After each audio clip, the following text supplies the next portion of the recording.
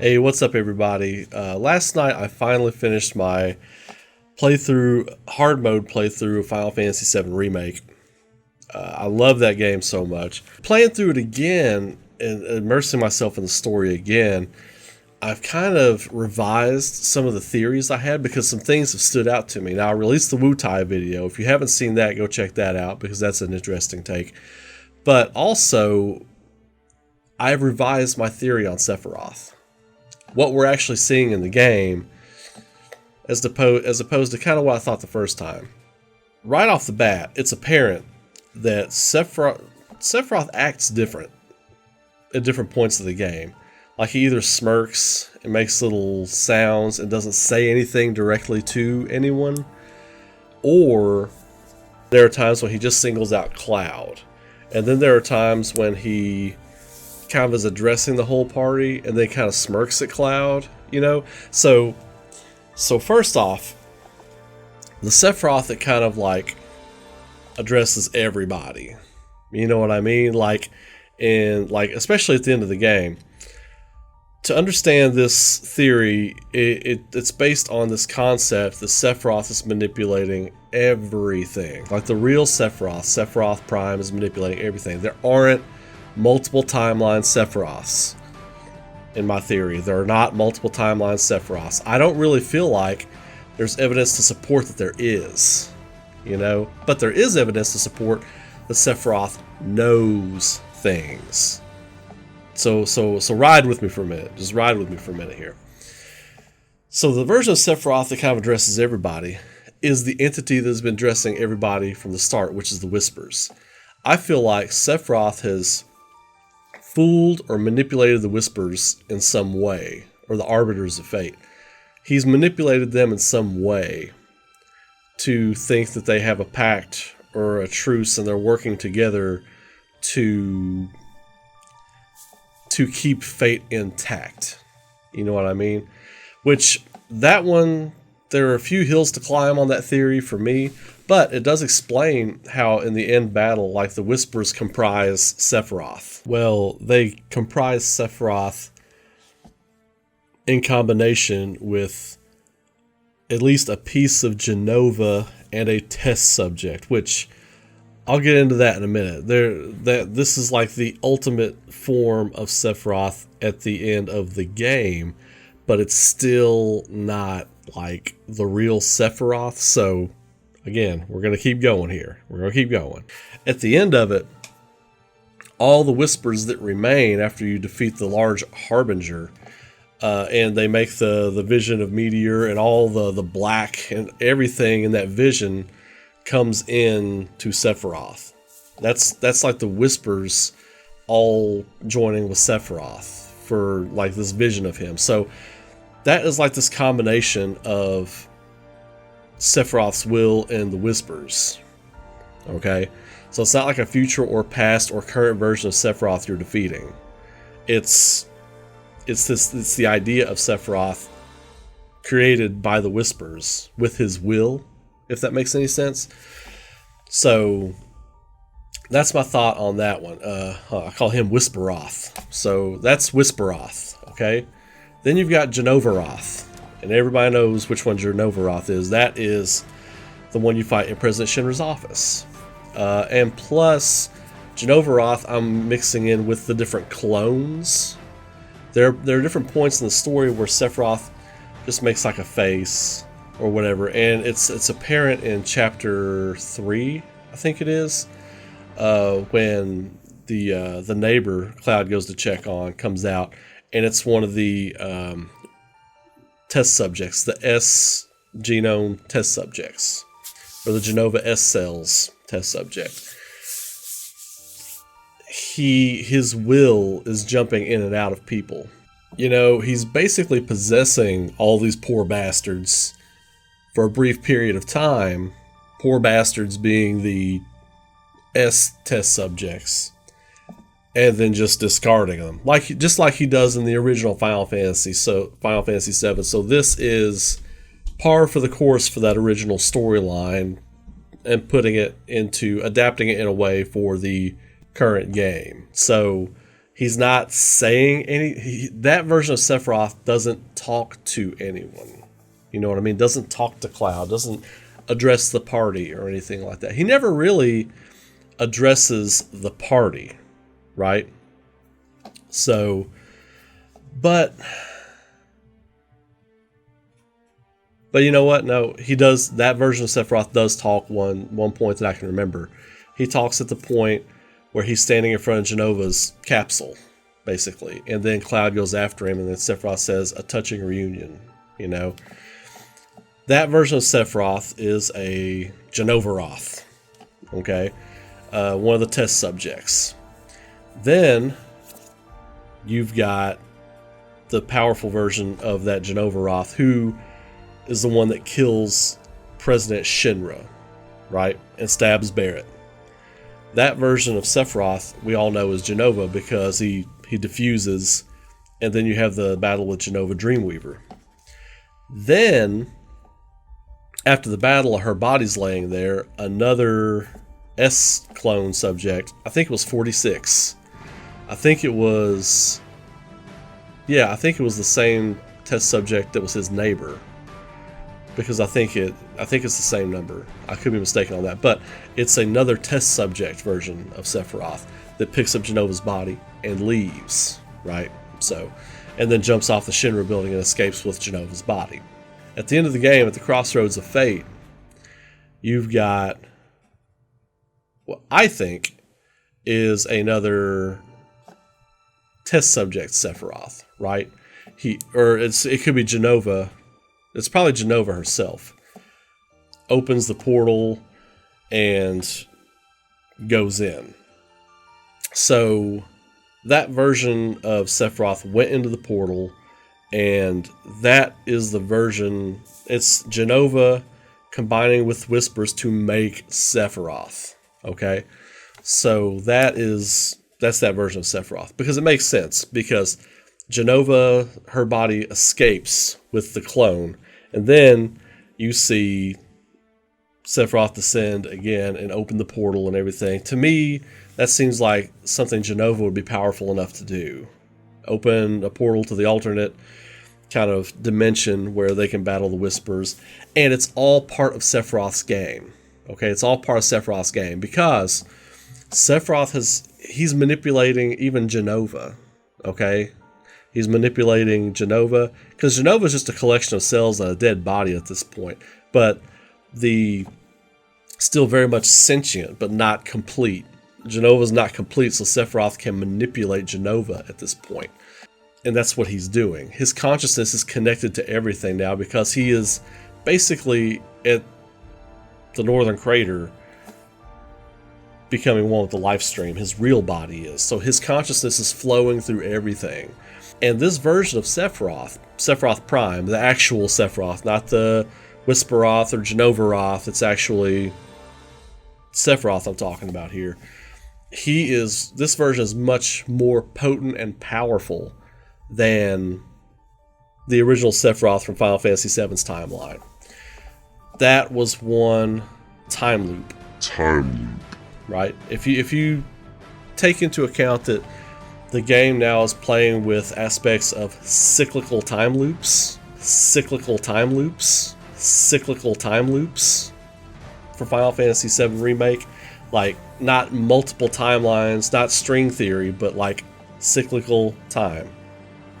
Everything just repeats itself over and over again. Not like many strings running along each other and crossing and intersecting and butterfly effect and all that kind of stuff.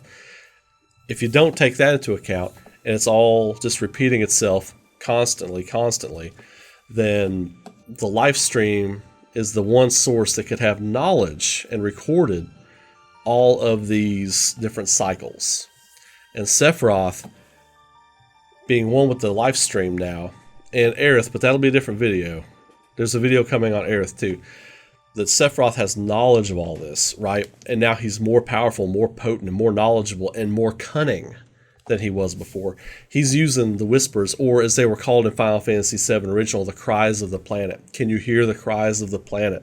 You could hear the shrieks and wails at certain parts in the old game, especially like Medial, after Medial erupts, and then you go to the center of the planet, all the like cries and screams, that's the whispers, okay?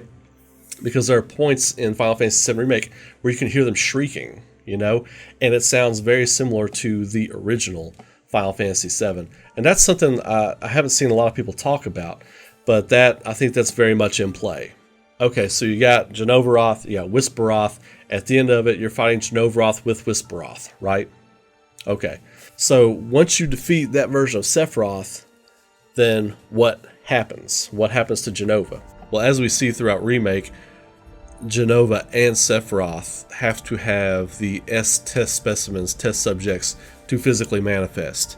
So I feel like the Jenova at the end that you see, or the Sephiroth at the end that you see, is a test subject with a piece of Jenova. That's why they're powerful enough to open that fissure. And I just have a feeling that's a piece of Jenova with a test subject, so that when that Sephiroth, that Whispernovaroth is defeated at the end of the game, the Whispers just are vanquished and they exit the body, and that body just disintegrates, so there's nothing left to claim. So the when Cloud comes in for the killing blow there at the end and Sephiroth's just smiling at him, the body literally vanishes, and then Cloud is pulled in to treat with Sephiroth Prime, the real Sephiroth, who's manipulating all these things, and he pulls him to the edge of creation, right? He's not physically at the edge of creation, he's spiritually and mentally at the edge of creation. Sephiroth pulls him there because he does have a connection to Cloud from Cloud having the S cells within him, and just the Mako, and he's connected to the planet and all this other kind of stuff. It goes deeper, but I don't want to make a 30-minute video. His mind and his soul are pulled in, and Sephiroth shows him what the edge of creation looks like. And Sephiroth knows because he has all this knowledge from the planet now. Like, he is armed with all this knowledge, but physically he can't reanimate yet because he is still bound to the laws of this time loop. And he didn't know those things until after, of course, Cloud skewers him and throws him into the Mako, the Mako pool at the Nibelheim reactor. Until then, he was just regular war hero, Shinra employee Sephiroth, you know, who was created from Jenova, but, you know, he didn't know all this stuff until he's in the planet. So up until that point, I think Sephiroth is like 27 or something like that, or like age physical-wise supposed to look like he's 27 or whatever. But up until that point in his life, when he gets to the live stream and starts absorbing everything from the different time loops, from the different time cycles, he's absorbing more knowledge than he absorbed in Final Fantasy VII Original. So if Final Fantasy VII Original is, if not the first time loop, maybe the 5th or 6th, we could be in like the 30th or 40th time loop right now. We don't know how far that goes. But Sephiroth has absorbed more knowledge from the live stream at this point, because the live stream is like an ethereal kind of thing, right? It's like this ethereal type of thing that exists beyond like time and space. Like, it's physically running like a river through the planet, but it's a spiritual thing too. So it would have like a recorded history of reality. So every time time loops, it's playing with the idea that it acts as like a database for reality and the different time loops and time cycles. So Sephiroth has absorbed all this new knowledge. He's downloaded all this knowledge in the live stream, so now he knows how the Whispers work. He knows how everything is supposed to play out, how he can win. He has to get rid of the cries of the planet.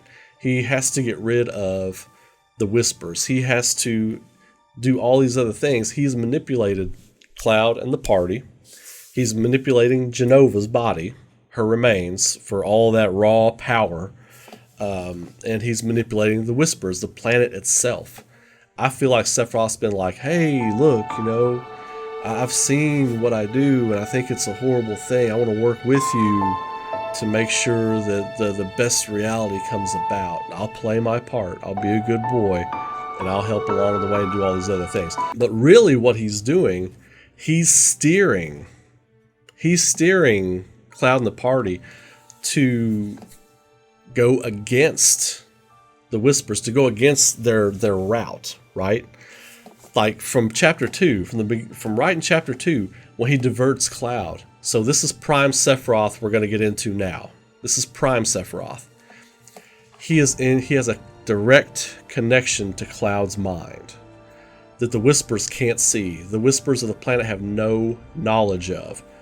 And he's figured out how to do this he did it in Final Fantasy VII. He would come to Cloud and like voices and stuff like that. He's really amping that up this time because the Whispers can't see this. The planet can't see this. They don't know what's going on. Sephiroth, from his connection to Cloud, is diverting Cloud in different ways. He's making him do different things, which makes the party do different things. You see what I'm saying? So the Whispers are having to intervene more. Like, no, you're supposed to do this. You're supposed to be here. You're supposed to go there. Like in chapter 2 when Sephiroth diverts Cloud with the vision of Nibelheim, right? He almost misses his encounter with Aerith right there. They almost don't interact. So the Whispers, Aerith is turning to go home. Cloud hasn't shown up. She's picked her flowers up. After all the chaos, she's picked her flowers up. She's getting ready to turn and go home. She's going to leave. She's not going to meet Cloud. Their destined meeting. This changes everything. They're not going to meet because Sephiroth pulled Cloud away just long enough to miss Aerith. And the Whispers intervene and show up, right? They show up. They stop Aerith from leaving. They're hassling her, and the Whispers are like, you have to stay here. You have to stay right here. Okay, there's Cloud. They're going to meet. Okay, let's go. You know what I mean? Until Cloud shows up or whatever, and the soldiers appear or whatever, they don't stop harassing Aerith, right? So, and even when Cloud shows up and him and Aerith kind of make eye contact, Sephiroth breaks into Cloud's mind. He doesn't stop time right there. It's Cloud's having another mental break. The way the mind works, several minutes can pass in like a split second in a dream. So Cloud's almost like in like a waking dream right there. And Sephiroth, he's discouraging Cloud one more time. He's like, okay, my ploy to make them not meet didn't work. I have to try and discourage Cloud. So he's like, Sephiroth Prime is talking to Cloud, saying like, look, you can't save anybody. You can't even save yourself. He tries to chop down like his confidence, right? So he's already chopping down that tree of Cloud's confidence. He's already telling him, you're not good enough. You're not going to be able to do this. You can't be a hero.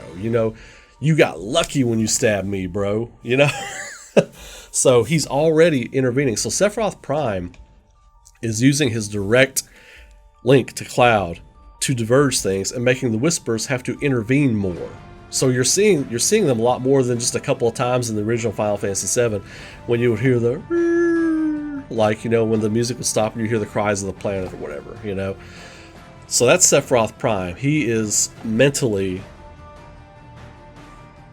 linking to Cloud so that the planet and the Whispers can't see what's going on. So they think he's still working with them when the whole time he's working to destroy them. And by the end of the game, he's diverted Cloud and everybody just enough to get the job done. The Whispers are destroyed. They're vanquished, or whatever's happened to them. I don't think you could really kill them, but I think they have been neutralized. Now that the Whispers are gone and they're no longer a factor, he comes to Cloud and he's like, look, I need your help. Now the manipulation is complete. Game 1 ends Sephiroth's master plan to manipulate things, to change the direction and the course of things. So now Game 2 will start with Sephiroth fully manipulating Cloud to come to the northern crater, which is where he still is. Like everything that happened in Final Fantasy VII up till Sephiroth being in the life stream and absorbing all this knowledge has still happened. Except for Wutai. There seems to be like something happening with Wutai. Like they're in some armistice agreement. Like they're in some kind of just a ceasefire. Like the war, they're not warring anymore, but now it's not the end of the war. It's called a ceasefire. Basically, the war is on pause. So something has happened. Sephiroth is manipulating more than just Cloud. He's manipulating other things in the world right now. But all we've seen is Cloud in the party and how it's conducive to Midgar, right? So we're going to see more effects of Sephiroth's tampering as we get into Game 2. So, yeah, so at the end when Sephiroth is like leveling with Cloud, and then they even show, because at the end of Final Fantasy VII, when Cloud comes down the spirit tube, you know, in the live stream, and sees Sephiroth, you know, no shirt on, sword, ready to fight, and they have their duel, Sephiroth is no match for Cloud at this point. He's no match for Cloud. Tears him up. They do the same thing this time.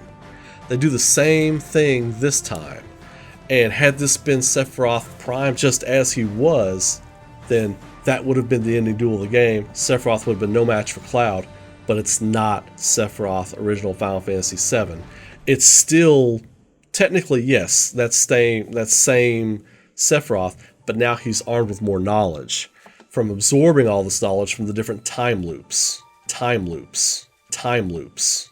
Now, Cloud is still no match for Sephiroth. Still no match for the real Sephiroth, right? You know, the moves that would have taken Sephiroth down, of course, Cloud didn't use Omni Slash, you know, but still, if they had thrown that in there, Sephiroth probably would have blocked all of them. And he's like, not yet. You're not there yet. You could have gotten me with this before. Now you're not. So he is armed with the truth. He has got this super knowledge now. He's big brain Sephiroth. He is cosmic brain Sephiroth now. And I dig it. My theory is he has absorbed all this knowledge from different time loops, time looping over itself, and this is where the story is going. Now, using this, I've got theories on Aerith, and I've got theories on Cloud too. The Cloud one, y'all are gonna want to see the Cloud one. Anyway, I'm gonna leave it there. This video is already a little bit longer than I wanted, but if you all dug that, please throw a like on the video. Subscribe, click the bell, you know the drill, so you know when I got new videos coming. I've got 2 more videos coming today. I've got the Aerith video, I got the Cloud video coming today. So y'all keep it locked in here for all the cool theories and some new Final Fantasy VII Remake news when it comes out, and other gaming stuff. Till then, you all have a great day. Keep rocking. Be good to each other, stay safe out there, and I'll see you all in the next video. Later.